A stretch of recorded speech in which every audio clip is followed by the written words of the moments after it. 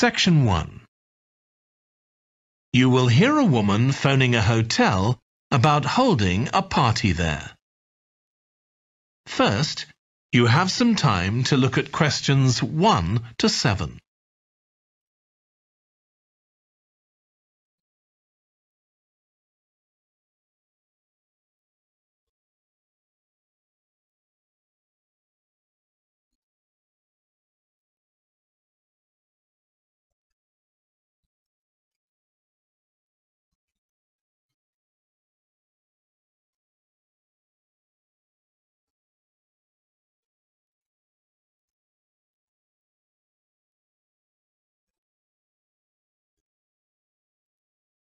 Now we shall begin.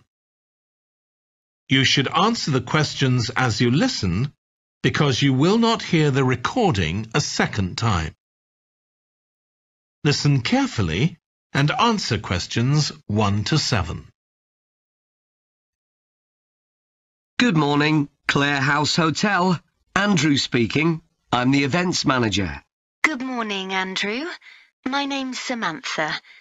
I'm arranging a party for my parents' 50th wedding anniversary, and I'm ringing to ask about hiring a room sometime next September. Also, my parents and several of the guests will need accommodation.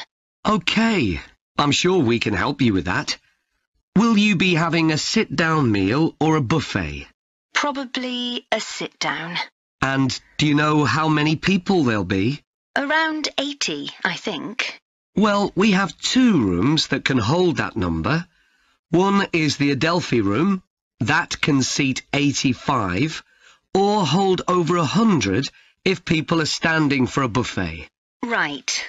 If you have live music, there's room for 4 or 5 musicians in the gallery, overlooking the room.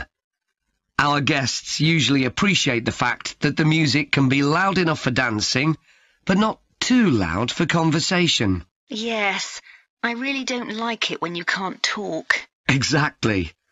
Now, the Adelphi room is at the back of the hotel, and there are French windows leading out onto the terrace.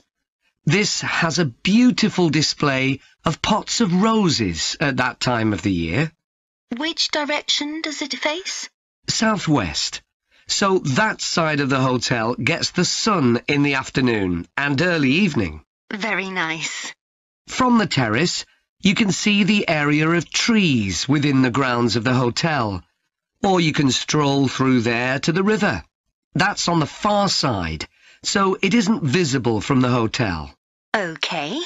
Then another option is the Carlton room. This is a bit bigger. It can hold up to 110 people. And it has the advantage of a stage, which is useful if you have any entertainment, or indeed a small band can fit onto it. And can you go outside from the room? No, the Carlton room is on the first floor, but on one side the windows look out onto the lake. Lovely. I think either of those rooms would be suitable. Can I tell you about some of the options we offer in addition? Please do. As well as a meal, you can have an MC, a master of ceremonies, who'll be with you throughout the party. What exactly is the MC's function? I suppose they make a speech during the meal, if we need one, do they? That's right. All our MCs are trained as public speakers, so they can easily get people's attention. Many guests are glad to have someone who can make themselves heard above the chatter. And they're also your support. If anything goes wrong, the MC will deal with it, so you can relax. Great. I'll need to ask you about food, but something else that's important is accommodation. You obviously have rooms in the hotel, but do you also have any other accommodation? Like cabins, for example? Yes, there are 5 in the grounds, all self-contained. They each sleep 2 to 4 people and have their own living room, bathroom and small kitchen. That sounds perfect for what we'll need.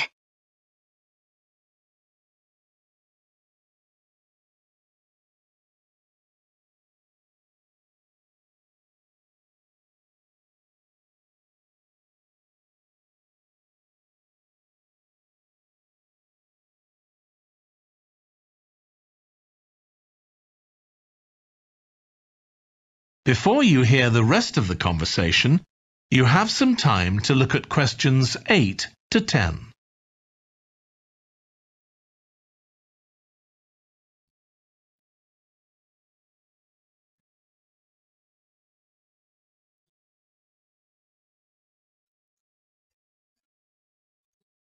Now listen and answer questions 8 to 10. Now, you have various facilities, don't you? Are they all included in the price of hiring the room? The pool, for instance? Normally, you'd be able to use it, but it'll be closed throughout September for refurbishment, I'm afraid. The gym will be available, though, at no extra charge. That's open all day from 6 in the morning until midnight. Right. And the tennis courts, but there is a small additional payment for those. We have 4 courts, and it's worth booking in advance, if you possibly can, as there can be quite a long waiting list for them. Right. Now, could we discuss the food? This would be dinner around 7 o'clock, and...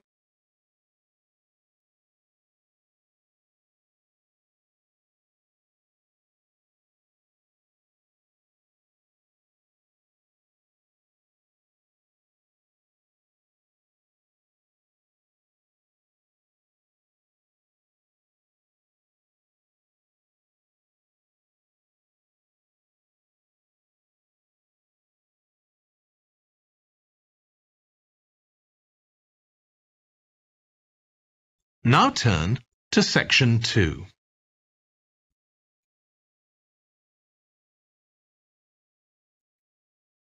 Section 2.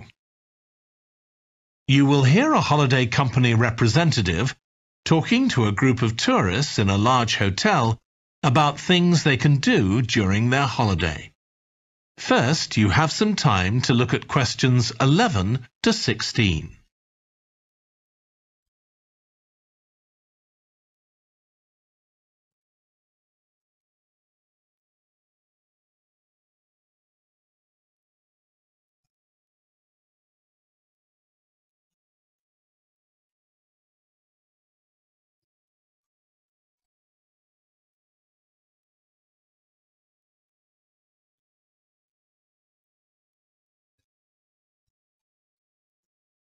Now listen carefully and answer questions 11 to 16. Hello everyone, I'm Jake Stevens and I'm your rep here at the hotel. I'm sure you'll all have a great time here.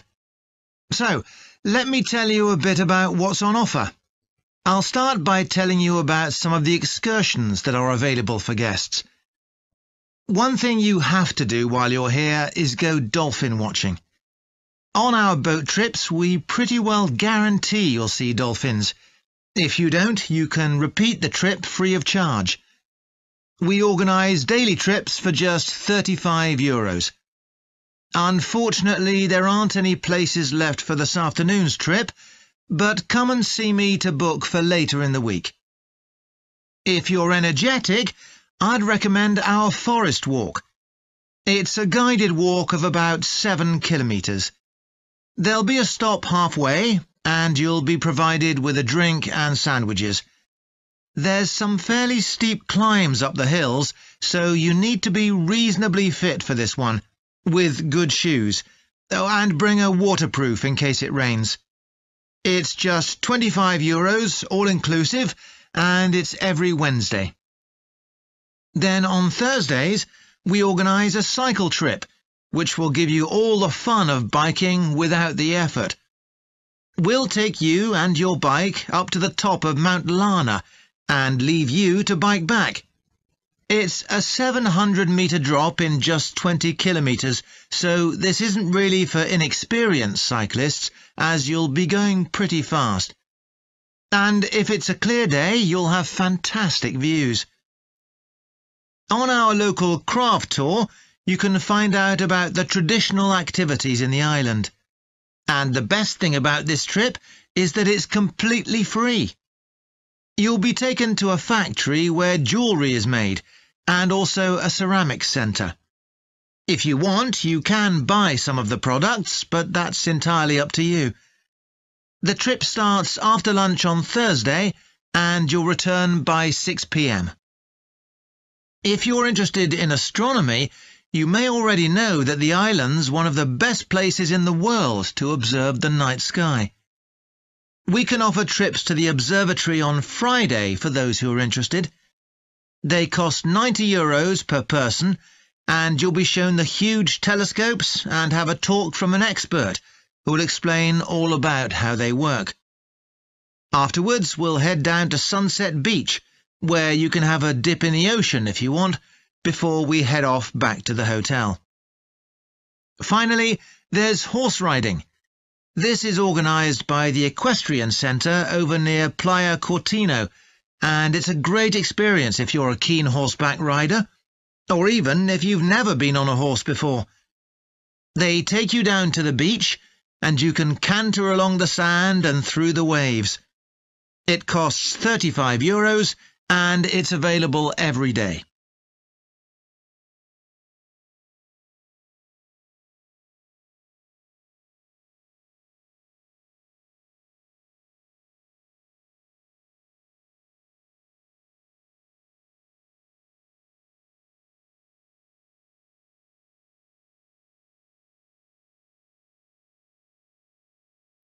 Before you hear the rest of the talk, you have some time to look at questions 17 to 20.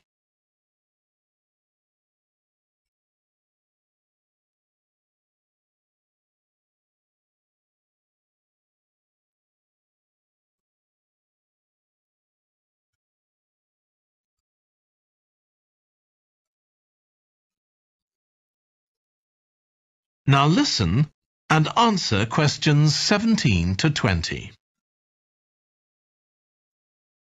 So, there's plenty to do in the daytime, but what about nightlife? Well, the #1 attraction's called Musical Favourites. Guests enjoy a 3-course meal and unlimited free drinks, and watch a fantastic show, starting with musicals set in Paris, and then crossing the Atlantic to Las Vegas, and finally Copacabana. At the end, the cast members come down from the stage, still in their stunning costumes, and you'll have a chance to chat with them. It's hugely popular, so let me know now if you're interested, because it's no good leaving it until the last minute. It's on Friday night. Tickets are just €50 each, but for an extra €10, you can have a table right by the stage. If you'd like to go back in time, there's the Castle Feast on Saturday evening. It's held in a 12th century castle, and you eat in the great courtyard, with ladies in long gowns serving your food. You're given a whole chicken each, which you eat in the medieval way, using your hands instead of cutlery. And you're entertained by competitions where the horseback riders attempt to knock one another off their horses. Then you can watch the dancers in the ballroom and join in as well if you want. OK, so now if anyone has...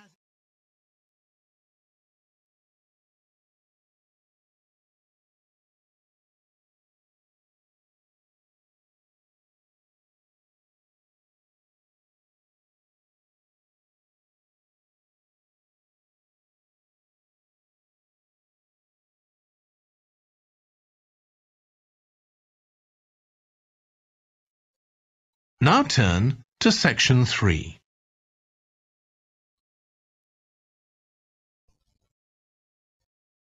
Section 3. You will hear Stephanie, who is thinking about taking a 1-year course in children's literature, talking to Trevor, who is currently taking the course. First, you have some time to look at questions 21 to 25.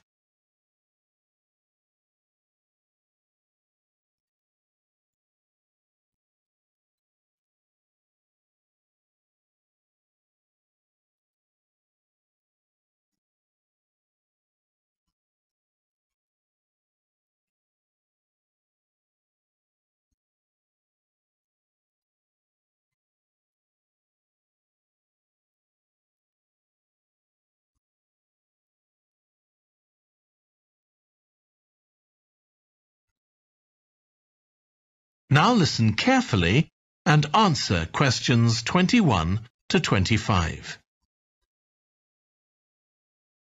Hello, Trevor. Hello, Stephanie. You said you wanted to talk about the course I'm taking on literature for children. That's right. I'm thinking of doing it next year, but I'd like to find out more about it first. OK, well, as you probably know, it's a one-year course. It's divided into 6 modules, and you have to take all of them.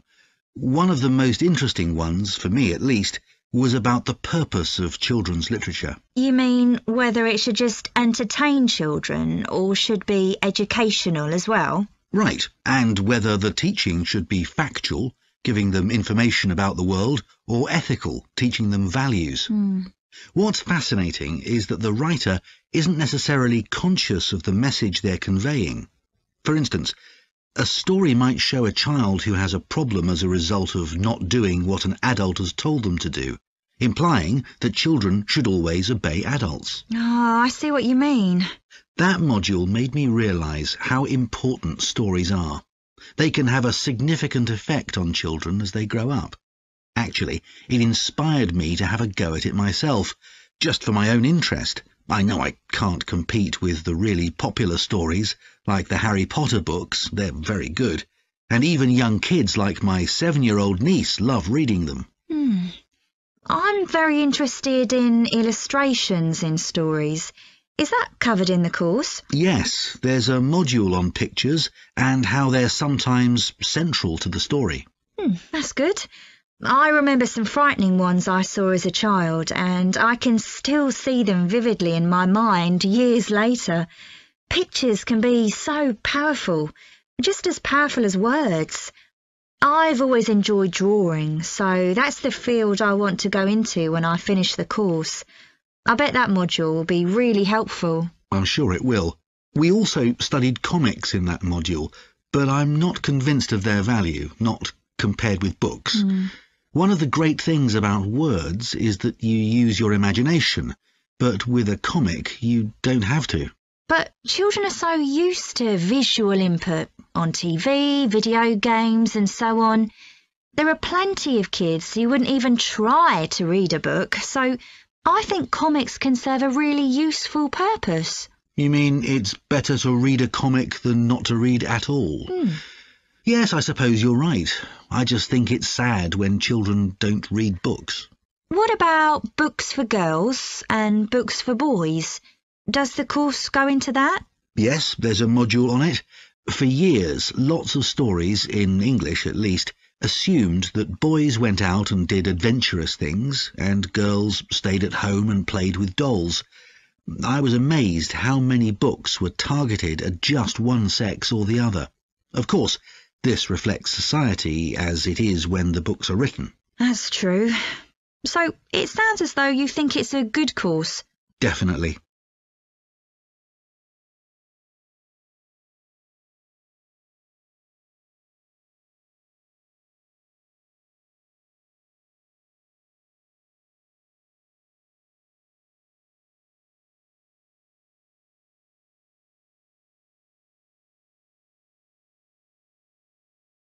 Before you hear the rest of the discussion, you have some time to look at questions 26 to 30.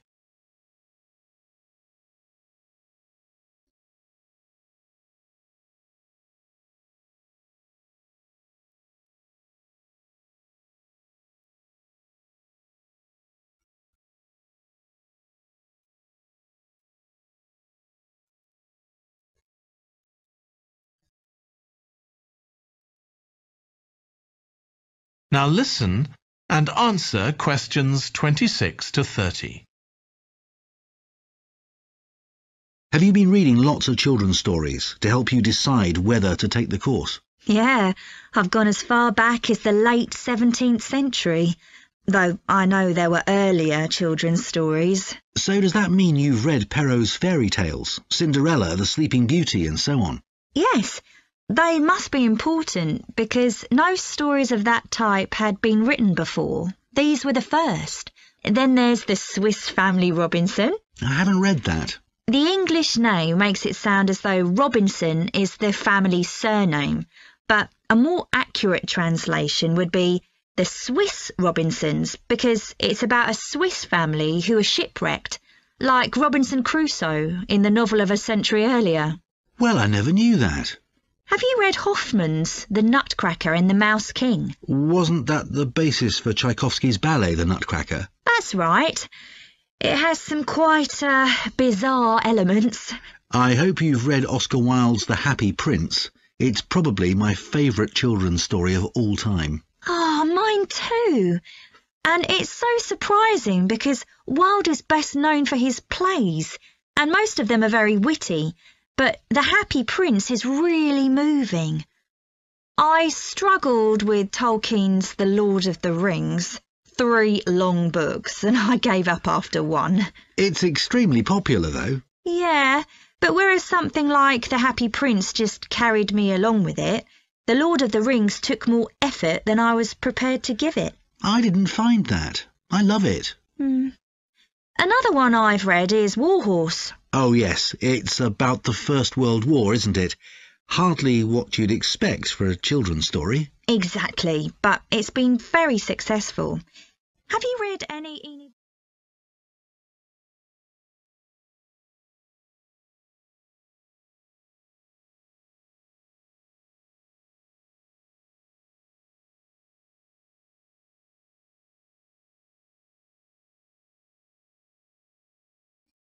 Now turn to Section 4.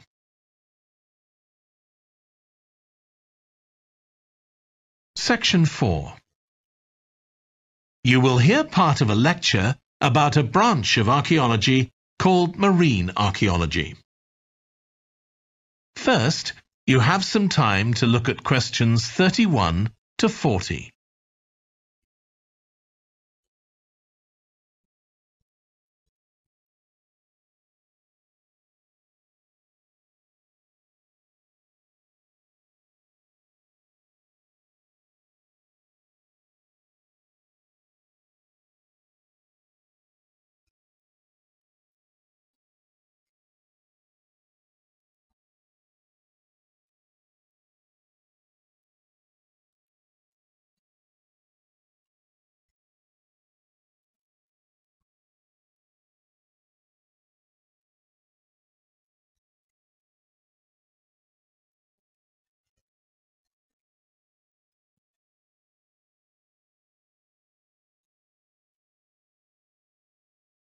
Now listen carefully and answer questions 31 to 40.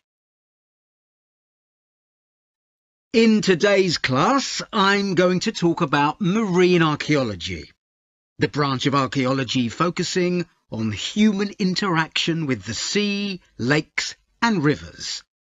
It's the study of ships, cargoes, shipping facilities and other physical remains.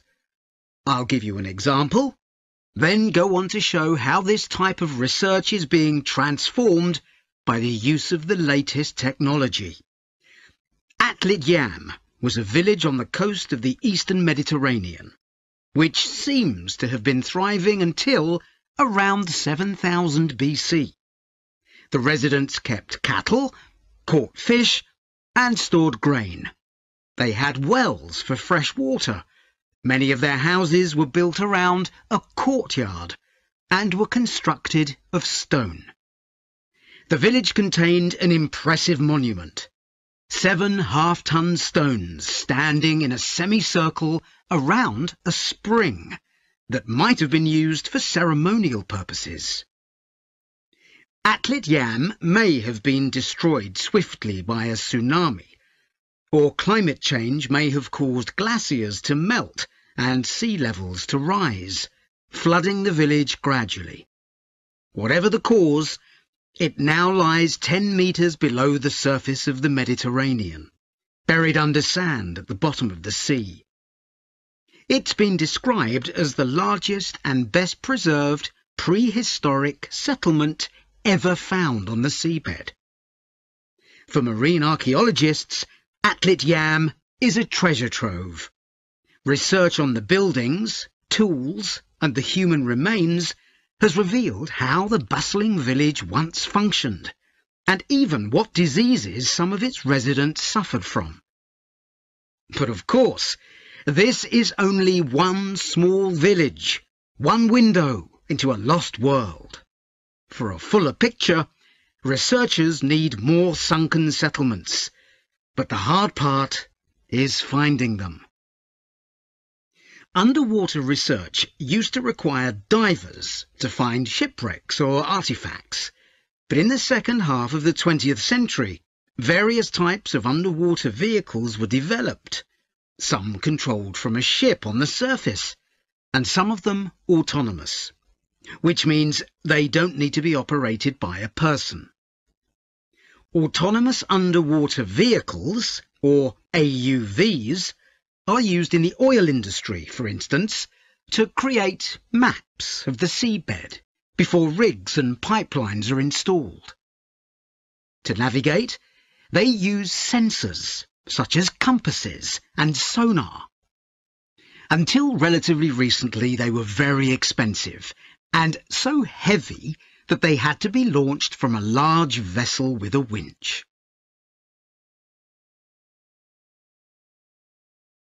But the latest AUVs are much easier to manoeuvre.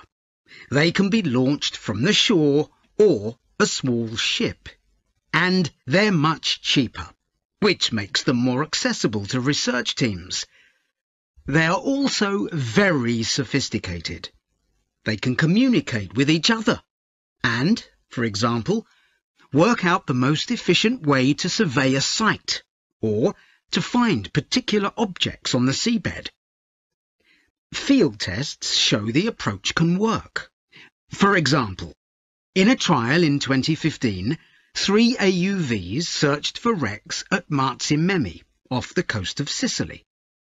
The site is the final resting place of an ancient Roman ship, which sank in the 6th century AD, while ferrying prefabricated marble elements for the construction of an early church. The AUVs mapped the area in detail, finding other ships carrying columns of the same material. Creating an internet in the sea for AUVs to communicate is no easy matter. Wi-Fi networks on land use electromagnetic waves, but in water these will only travel a few centimetres. Instead, a more complex mix of technologies is required. For short distances, AUVs can share data using light, while acoustic waves are used to communicate over long distances. But more creative solutions are also being developed, where an AUV working on the seabed offloads data to a second AUV, which then surfaces and beams the data home to the research team using a satellite. There's also a system that enables AUVs to share information from seabed scans and other data. So, if an AUV surveying the seabed finds an intriguing object, it can share the coordinates of the object, that is, its position, with a nearby AUV that carries superior cameras, and arrange for that AUV to make a closer inspection of the object. Marine archaeologists are excited about the huge potential of these AUVs for their discipline. One site where they're going to be deployed is the Gulf of Baratti off the Italian coast. In 1974, a 2,000-year-old Roman vessel was discovered here in 18 metres of water. When it sank, it was carrying medical goods in wooden or tin receptacles. Its cargo gives us insight into the treatments available all those years ago, including tablets that are thought to have been dissolved to form a cleansing liquid for the eyes. Other Roman ships went down nearby, taking their cargoes with them. Some held huge pots made of terracotta. Some were used for transporting cargoes of olive oil, and others held wine. In many cases, It's only these containers that remain, while the wooden ships have been buried under silt on the seabed. Another project that's about to be... That is the end of section 4.